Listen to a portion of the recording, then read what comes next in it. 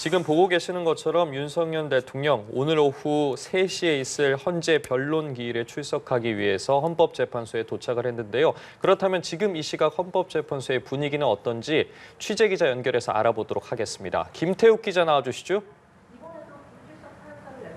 네, 헌법재판소입니다. 오전 10시부터 서울중앙지법에서 열린 윤석열 대통령의 내란 우두머리 혐의 재판 첫 공판 준비기일과 구속 취소 신문이 11시를 조금 넘겨 모두 끝이 났습니다. 윤 대통령은 오늘도 빨간 넥타이에 정장 차림으로 헌정사 초유의 현직 대통령 형사 재판의 모습을 드러냈습니다. 증거를 정리하고 향후 일정을 조율하는 준비기일인 만큼 오늘 윤 대통령이 직접 출석할 의무는 없었지만 구속 취소 신문도 함께 열리는 만큼 직접 출석했는데요. 다만 직접 발언을 하지는 않았습니다. 윤 대통령 측 윤갑근 변호사는 변호인들이 충분히 의견을 개진해 별도 발언을 하지 않았다고 설명했습니다. 공판 준비기일에서 검찰은 230권, 7만 페이지 분량의 서류를 준비했는데요.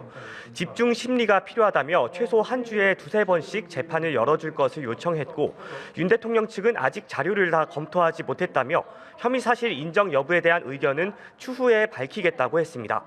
재판부는 다음 달 24일을 2차 공판 준비기일로 지정했는데요.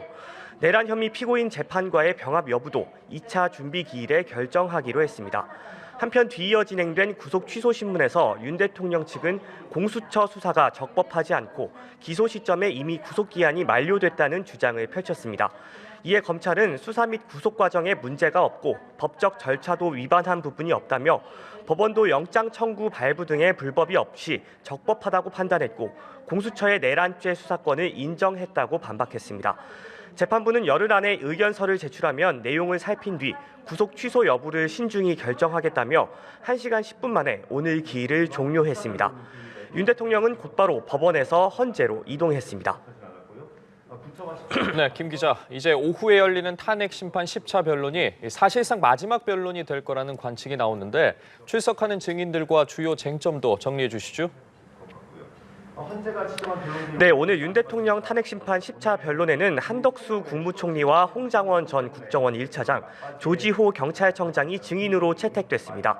모두 핵심 증인들인 만큼 재판부는 충분한 증언을 듣기 위해 각 증인들의 신문 시간을 기존 1시간 반에서 2시간으로 늘렸습니다. 10차 변론은 오후 3시 한덕수 국무총리 증인 신문으로 시작될 예정입니다. 한 총리는 당초 계엄 직전 국무회의가 정식 국무회의라고 보기 어렵다는 취지로 경찰에 진술했었는데요. 국무회의의 위법성을 놓고 양측의 치열한 공방이 펼쳐질 것으로 보입니다. 오후 5시에는 홍장원 전 국정원 1차장이 5차 변론 이후 16일 만에 다시 증언대에 설 예정입니다. 앞서 조태용 국정원장은 8차 변론에 출석해 체포 명단의 메모의 종류가 4가지라며 홍 전 차장 진술과 메모의 신빙성에 문제를 제기했는데요. 이후 홍 전 차장이 여러 매체에 나와 메모 원본을 공개하는 등 적극적으로 반박하고 나선 가운데 메모를 둘러싼 공방이 오늘 심판정에서도 이어질 전망입니다. 오후 7시에는 조지호 경찰청장이 증인으로 출석합니다. 앞서 조 청장은 건강상의 사유로 불출석 사유서를 냈는데 재판부가 구인영장을 발부하자 자진 출석 의사를 밝혔습니다. 조 청장은 수사기관 조사에서 계엄당일 윤 대통령이 6차례 전화해 정치인 체포를 지시했다고 진술한 바 있는데요. 국회 경력 투입 배경과 정치인 체포 지시 관련 사안이 핵심 쟁점으로 다뤄질 것으로 보입니다. 지금까지 헌법재판소에서 전해드렸습니다.